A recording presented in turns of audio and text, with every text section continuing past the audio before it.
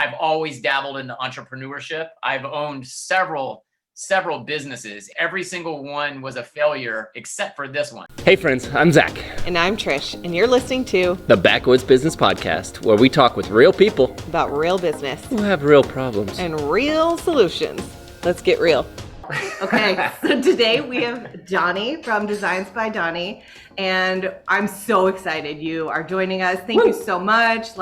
We've been looking forward to this for a while. So tell us a little bit about your business and who you are and all the things. All right, well, you already introduced me, but I'm Donnie with Designs by Donnie. I have a full-time woodworking furniture making business, and I think I'm about to hit the 8-year mark in business for myself, which is pretty awesome. Wild ride. It's been a roller coaster, full of ups and downs, and more ups than downs. And I wouldn't change it for the world. I'm absolutely found my passion and what I love to do. And I never knew I loved woodworking or that I could even do it prior to this business, coming at my 8-year mark. I never did it before this. So I didn't even know I had a passion for it. I actually always thought that I did. I can remember a lot of late nights watching TV in bed with my wife and saying, I just want to do something that makes a difference. I want to make something with my hands, and I didn't know what that meant. And I can promise you when I was saying it, I definitely didn't think furniture.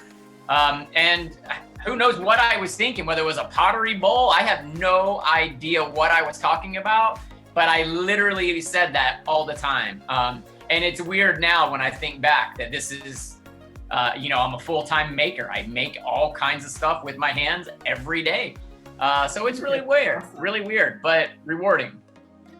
Awesome. That's really awesome. And if people out there don't know who you are, they're living under a cave too, because you have just They're under the cave? In a cave, under a rock. They're under a rock. Yeah, There's lots happening in this cave. They're way so far down there under the cave. That's what's happening. But you have just been blowing it up on there. And Designs by Donnie, I was talking to a buddy of mine from the Air Force who I said that we're going to be recording today, basically, and he said, "Oh, that's awesome! I know who he is." So it's fantastic. Nice. So very cool. Tell everybody what you make, though. Yeah. We know we that's do woodworking, but part of it, why too. is it so fabulous? Because it is. I mean, I don't know if it's fabulous, but it's. No, it is. Own it. I found my niche into large scale furniture and home decor pieces. So whether that's a huge wood carved art piece that's hanging on the wall, monster size, or whether it's just a monster cabinet or dining table. But it's essentially everything that I pretty much do is large in scale, and it seems to be my niche. I did a lot of research to figure out what I wanted to do, and that was the direction I hit. That's and perfect. I've been doing it ever since. And the riches are in the niches, so that's good. You got to niche down, right? There you go. Everybody says that. Niche down. Yeah. Must be true. It must be, right? So on that note, you have your niche. I think that helps for my next question here, but I don't think it's the only aspect of it. When it comes to social media, YouTube, just your brand presence, we personally think you've been doing awesome on that. We knew who you were before we met you a couple of years ago at Workbench Con, but since then, it was pretty clear to us, at least, following you on Instagram and everything, that it seemed like you made a decision at one point where you said, "I'm gonna make this brand presence huge."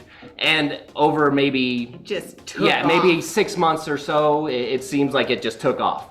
At least from our perspective. Obviously, you're able to see analytics on all that stuff that we can't see, but from our perspective, it seems like it just took off. And so we were curious, what drove that decision, and how did you do it? Okay. Well, I'm a numbers guy. I'm a big research guy. Almost to the point where it's a little bit silly. It's a little bit compulsive how much I analyze every number and every little facet of this business. Just to give you an idea, I pretty much I'm sure I drive my wife crazy with it because she's the complete opposite of the numbers and everything. But I go home, and a lot of people are already enjoying family time, which I should be, or they're on their phone and they're surfing or playing. I literally research all night long, almost up until bedtime, researching how to improve my technique on whatever it is I'm wanting to learn. Or I'm researching numbers and what I need to do with trends and staying on top of the furniture making business. Because it's really easy to get kind of in a plateau and stay stagnant with your styles or the niche of furniture that you're in. And then you can find yourself getting kind of pushed out of the marketplace a little bit. So I research 24/7. And it's just kind of been a thing that I've always done in my life with I should say I've been an entrepreneur almost my entire life, adult life. I have worked jobs, obviously, but I've always dabbled into entrepreneurship. I've owned several businesses, ADT home franchise businesses, like sunglass huts, tons of businesses. Every single one was a failure except for this one, which is wild. Awesome. But when I started this business, I took a lot of what I learned from all my other business ventures, and it played a part on the back end of this business for me as far as the business numbers, like how to do something and what should I do business-wise. And I would say you were pretty much on it. I'd say about 6 months in, it kind of took an upward swing, and I was watching the numbers. I was working with some interior designers when I first started, and I was already following analytics and breaking stuff down. And I was doing things by pen and paper at that point. You know, I was writing down likes, follows, what did people like, and I literally was scaling it on paper for myself. And probably like 6 months in, it was taken off. It was more than I could keep up with, honestly. And so you couldn't be more spot on about that. It was about 6 months. And but through the social media curves, you know, there was a lot of learning I needed to do there. Yeah. And you know, it was kind of a weird thing for me because at first I loved having my social media channels to be like a magazine feed. So I wouldn't post every day. I would just post at the very end of a project or like 3/4 in of just whatever huge build I was doing. So it looked like just a great photo. So that way, when you would look at my feed, it was like for me, it was like a magazine. That's what I was going for in the beginning. I just want to show all of my highlights, kind of. Okay. And I guess that was probably in like, maybe like 2016-ish, around that time. And I was noticing after following the analytics that if I posted a picture of me with a work in progress versus a picture of the piece finalized, the finalized piece would get much more attraction across the board, whether it was likes, follows, engagement, impressions, whatever. It was so much higher. Yeah, and then I took it a step further. And then I started including myself in the photo with the final picture, whether I was buffing it or trimming it or something at the very end of the project. And then I noticed the numbers would do even better once I was able to put a face with the object. And that worked really well for a good while, until it didn't. Until I started seeing the numbers decrease. And then I was like, I wonder what that's all about. Or I guess people are just getting tired of seeing my mug shot beside a table. Surely not. Surely not. Who knows? But then it dawned on me that, you know, things change social media wise. It's always adapting and evolving. And people wanted to dive into more detail. How did I arrive at that? So now they're wanting to see a little bit more of action shots of the progress of the build, you know? So then I stopped doing like final photos, and I started doing photos of maybe me just cutting out a leg, and stuff like that. And the numbers went back through the roof again, started going up. And then that worked for a good while, for probably about a year or so. And then the numbers started to sink on me again. And I said, wow, this is crazy. You know, you can't keep up with the curve. And then it came into people wanted more information. Now they actually want to see short form video on certain segments of me making things. Interesting. So I would, Right. So then I would show a little short video clip of me just maybe trimming a tabletop or installing a C channel or, whatever it was. And then it did really well. The numbers went back through the roof again. Actually, the numbers went higher than they ever had gone. So I was like, okay, I'm on it.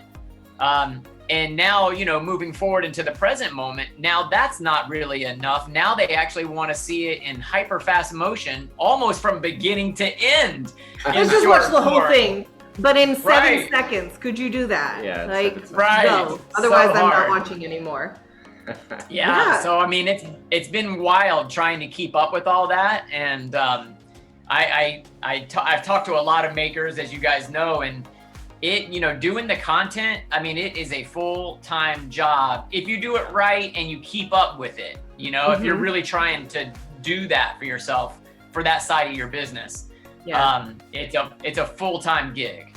Okay, so I have to ask, are you filming it? Like, are you setting up all the cameras, or like, do you have some wonderful helper? Like, thank you so much, because I can't clone myself 8 more times to do this. No, it's 100% me. Now that's, oh man, Donnie. I know it, right? Now I have tried to scale it, and I've tried to hire several employees throughout the years, and I've tried to hire videographers or hire people that have no videographer or photography skills, but just start holding the camera and I can teach you what I need for this certain stuff.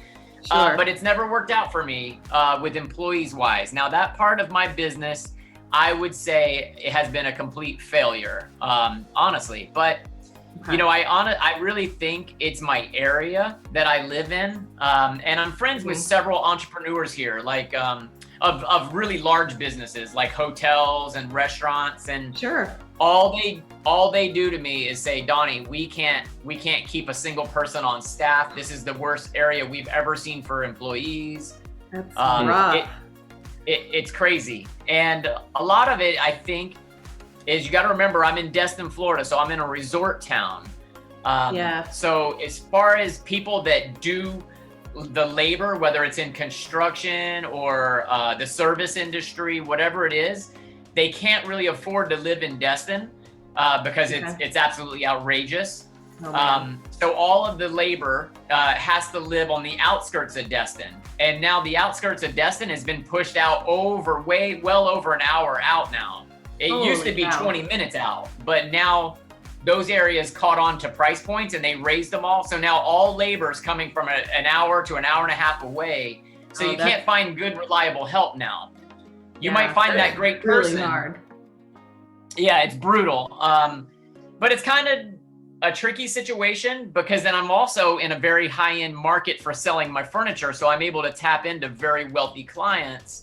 But then I'm not able to tap into scaling my business with employees. So it's like, wow, I need a happy medium here. Or maybe a place in Montana. Maybe it's it could a lot be. over. It could be. It could be a relocation. I'm just going to throw that out there. So that's right. Jumping back a little bit on the analytics and everything, because I'm an analytics person as well. I like looking at the numbers and seeing where everybody's coming from. Every link that we ever post on anything, I add UTM tracking and everything on it, so I can see when they go to our website where they came from. So I'm always looking at different sides of it, and the social media side. I know what tools I use for that. Have you moved past that pen and paper, or like do you have other tools that you use? I've tried so many apps and a couple of different really high-tech software to figure all that stuff out and follow the traffic and where it's coming from, and a lot of other stuff too for merchandise, for tracking carts and empty carts and all that type of stuff.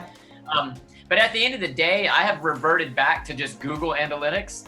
It's giving me the precise information without all the fluff that I was getting from all those other apps and services. And I really enjoyed all that other stuff. I've tried, almost, it wouldn't be fair to say everything, but so many. And I loved them, but it was almost like they were selling me or signing me up on a lot of fluff, a lot of in-between stuff that actually didn't really matter as much as I needed it to. So Google Analytics for me just ends up just being straight to the point and just exactly what I need to know as far as click-through rates and retention and stuff like that. So I use our website is on Shopify, and we use a lot of the Shopify analytics within there because it's live and it's integrated, it's easy. However, the Google Analytics, I do love the Google Analytics, getting in there. I need to get better at it, to be honest, because it is capable of doing so much more, breaking it down so much more than the Shopify Analytics. I was playing around with it the other day, and honestly, I was confused, but it showed the progression of what a customer was doing, what all the average customers are doing before they got to page X. What other pages were they on? Where did they go after that? And things like that. It's awesome to fine tune your website because Amazon has that one statistic. If you speed up your website by 1 millisecond, it increases your conversion rate by 5%. I don't know what it was. It was a good percentage though.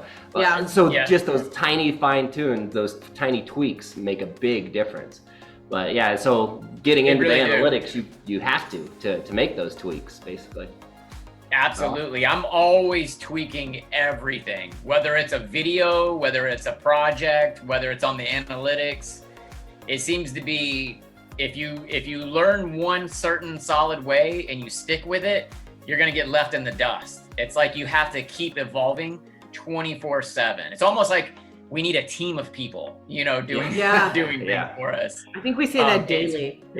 I need a team. Like I just can't, I don't know. Have there been any other resources outside of like a Google Analytic? Are there any books you've read that you were like, oh my gosh, like huge light bulb, I've got to incorporate this? Or have you stumbled across like, I don't know, any other... There has been several books, none that are popping off the top end of my head at the second. I can't even think of a title right now for some reason, but I have read several books. None of them had like everything that I needed, but I was able to pull little tidbits, from each one. And that really, helped me out a lot. I think you're right. There's always nuggets in all sorts of different sources. Like we like Mike Michalowicz for a lot of things, but he doesn't have the answer for everything, and so I take a little bit from here, a little bit from there, and it evolves basically into our own kind of method, our own way. So on another note, on the actual online sales and growing your business side of it outside of content, our business is a lot about the littles. We sell a lot of our herb stripper, our little tiny herb stripper. We sell a ton of those. And so our business model is focused around selling volume almost. But for you got the higher end things. What have you found that works well for moving the higher end items? And any kind of tools or resources that you think that help with that? The market that I ended up tapping into that is, the 1%ers, really, really wealthy clients.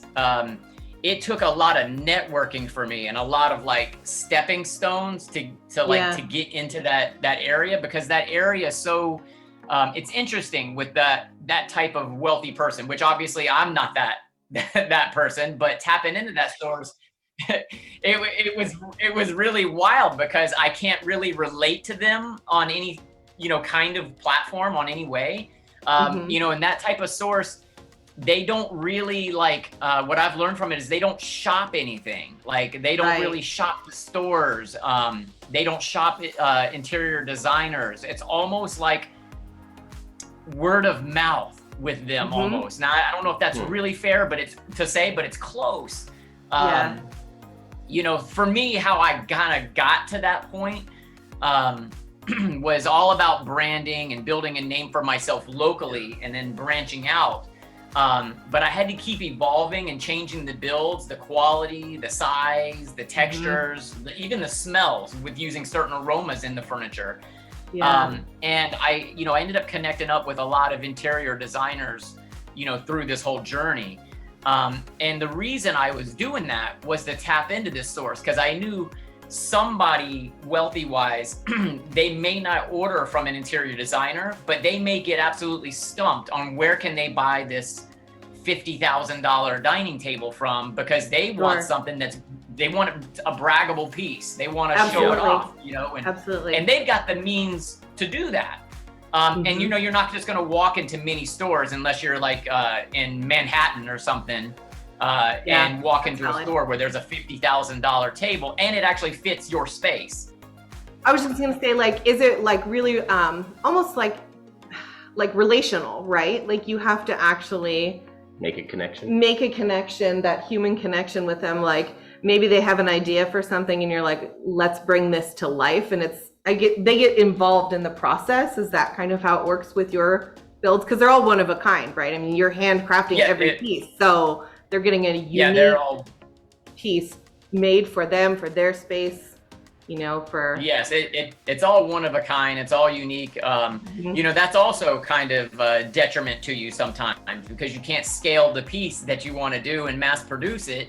And as you already know, as makers, the first time you make something is the hardest, obviously is the time where you're going to make the least amount of money because of all the mistakes and the learning curves. But if you tap into that really high-end market, there's so much extra profit. The margins are so much higher in that piece. You can make mistakes, and then you got to really hope that that wealthy client actually tells their neighbor that's really wealthy, and that neighbor wants that piece, or at least something similar to it, so you can even turn like a massive profit. That's awesome. But it's weird. It was almost. You know, when I think back, there's a lot of little things that I've done to try to reach those really high-end people. But at the end of the day, it was networking and word of mouth. You know, they didn't shop Facebook or Marketplace, and you know, they weren't. You know, they will shop your website once you've got that brand with them, and they've already they've purchased something from you. But they're really big into custom. From what I've learned, and trust me, I'm always trying to get them to buy a piece that I made. It's still crazy high end, but unless they feel like they commissioned you to do it, it kind of takes away the. I don't know if it's cool to say bragging rights, but they just don't want to buy something. They want it made specifically for Joe Blow, and they can be like, this guy in this weird cave is making me this amazing thing. You know, they want to be able to say that. Do you use advertising, like paid advertising ever? Or is everything you do organic? I don't do any right this second, but I have tried several forms of advertising, and some things work, and most don't. Nothing against it. You know, if you want to scale a business, you have to be marketing or advertising, you know, 24/7. Depending on what your niche or your market you're trying to reach is. If it's like furniture wise, you still need to be doing it. If it's cutting boards and small items, you still need to be doing it. For me, it has worked really well for smaller items, shippable items. It didn't work very well with furniture. But a lot of that is due to the freight costs from where I'm at, because we're in the Panhandle in a tourist town, so there's no hub for any freight liners. So in order for them to come here to pick something up, it's, you know, forget about the size and the weight of the furniture. It's already in the thousands of dollars before they even know the weight and size. So it's a real bummer for that. But going to your question, you know, like advertising for furniture, I still didn't pop it off tremendous with sales on furniture wise. The local market and the surrounding cities, very, very well. And you know me, when I'm researching a market that I want to reach, whether that's 2 hours away or 4 hours away, if I do specific marketing just for that area, then it will work. But just in a broad spectrum, like just running a paid advertisement to sell a dining table, that has never really worked for me. Lots of small items have worked well. Like I did a little hand-turned wooden bowl that was like a catch-all tray, kinda, but it was a wooden bowl that I turned on the lathe. And I advertised and did a paid advertisement on, I believe, Facebook with that. and I wasn't going for a targeted audience neither, and it just doing it broad because I could ship it anywhere very cheap, very inexpensively. And it went really wild. I couldn't keep up with the bowls, and I had to close the advertisement down because I was like, my neck hurts. I got a migraine. All I'm doing is turning bowls. That's hard work. That's hard work. Yeah. Oh my gosh. The lathe work is a whole nother animal too. I enjoy lathe work, but there's no scale to it. If you're doing it yourself, at least, Yeah. Because it takes so long for every piece, and it's just. Yeah, it's fine if it's a $10,000 bowl. Yeah, but, right. But if it's $50, right? Like, oh my gosh, what are we doing? Working for pennies? Yeah. Nope, that's not gonna right. work. That's right. And figuring out the price points that whatever market you're trying to reach is a huge thing too. Like talking about those bowls, it's really weird. Because I tried $40 price point, and like maybe one would sell, two. And then I tried like $80 and none would sell. And believe it or not, in the middle at $60, they were selling. And I was like, but why didn't they buy at 40? I don't know, I'm so confused. But you have to play with it.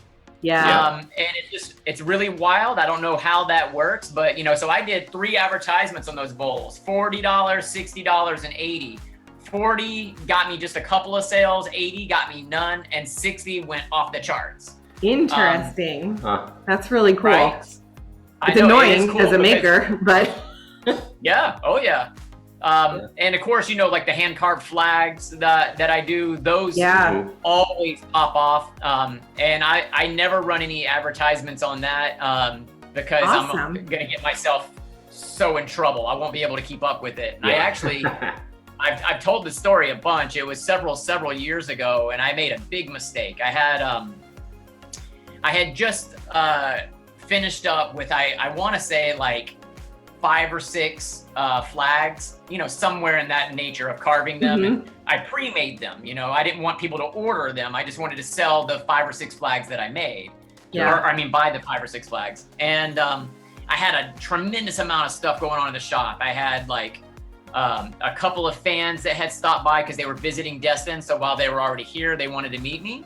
So I had a couple of fans here, and I had one customer in here, and then I had a couple of new employees I was training, and it was nuts. And so I remember typing on Facebook on my phone, the flags are for sale, blah, blah, blah. And I was putting a price point, and I was trying to go all the way to the bottom and put like an asterisk and say like 5 available or 6 available. When that number is reached, no more. They're gone. Yeah. They're gone.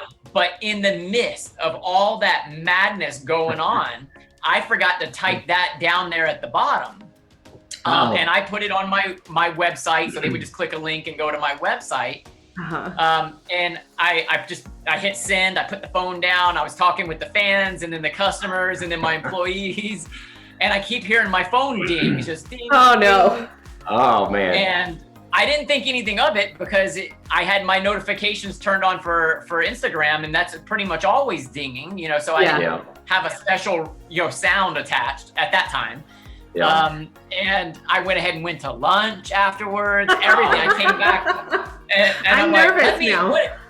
What did I do? What's going on with my phone? Let me look at this. So I actually picked it up and looked at it. And, oh my God. I had sold so many flags. It was insane. And this wasn't like an order taking process. It was like you buy it, not like take an order so you guys will get this in 6 weeks or anything. They're thinking it's getting shipped out tomorrow. So they're paying in full. There's no deposits. They're paying in full. I like this. Yeah. So, I mean, it was just I don't know, a couple hours had gone by the time I had checked my phone, and I was way over $10,000 in flags already sold. And I was like, oh no, oh God. I was like, that is awesome. But at that point, the schedule was crazy. I was behind schedule. I had customers yelling at me. I mean, I had no room to breathe. And I had made those 5 or 6 flags over time.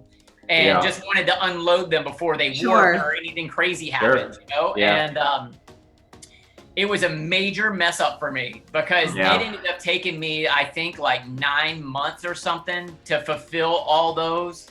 Wow. Oh my gosh. I was so upset, and I wanted just to refund it back, and I was reaching out to people, but nobody wanted their money back. You're like, no, They said, no, want we this want the flag. This is fantastic. Right. I mean, And, it's beautiful.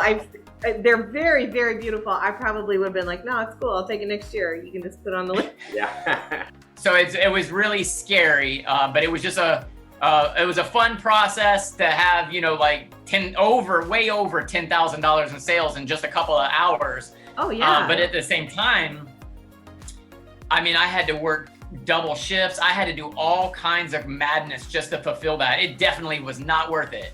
The amount of time it took away from me was it was horrible. And making those flags, you know, hand carved is a very long process, you know, so it's not banged out in a day. Right. So that's why I was just trying to unload those 5. But that whole thing just made me think about it when you're advertising and marketing and, you know, and I just messed up royally. Listen, it was Zach good and for I business, but we use the phrase failing forward very frequently in this home. Like, oh, Yes. fail forward on that one. I'm like, did we learn anything? Because that was rough. I don't want to do that again. Yeah. Okay, next time maybe we don't. Yeah. It's Next constantly. But I'm a big fan of advertising and your audience watching. I think you have to always be advertising. You just have to be very mindful of the product that you're producing and give a realistic time frame, because the brand you're building for yourself, man, you have to be able to follow through when you say you're going to be able to do it. And if you don't, the way I see it is you only got one shot to make a name for yourself. And if you're always under delivering on your deadlines, that's all you're going to be known for. Especially in your local markets. Now, if it's worldwide, I mean, all of USA, it might not make a difference because the person in Massachusetts won't know any better. It'll be like first time they ever dealt with you. And but your local market and everybody around you that's ordering will know. And the word of mouth will spread like wildfire. So advertising is good. Just got to be mindful of your turnaround time frame and gosh, be able to live up to it. And that's been a hard one for me. Now, I'm a workaholic, so I'll do what it takes at all costs, which is the bad side of me, because, you know, the family will, you know, suffer a little bit. I'll have to sacrifice a lot of my time to do that type of stuff. But I'll work a 24-hour shift if it means I meet the deadline. That's crazy, though. I don't recommend that for anybody. It's not smart. It's dangerous. Especially around power tools. Yeah, that was right. That was Yes. awesome. All right, well, Donnie, I think we're out of time. Unfortunately, I would love to just keep on talking and talking and talking, because you are just a deep well of information. I wanna learn it all. So, but unfortunately, we're out of time. We got to keep it in a window. Thank you so much for joining us. It has been awesome. Thank you for having me. It's been fun, and you guys get, you know, at another point, and you want to pick up, you know, on part 2 or whatever, or another segment. Definitely. We'll have to turn this into a 2-episode thing. I like it. Yeah. Me too. All right. Awesome. All right, take care. Thanks. All right, thanks, guys. Thanks for watching the Backwoods Business Podcast. Make sure you like and subscribe below. And when our next episode is available, it'll pop up right over there. Make sure you click it.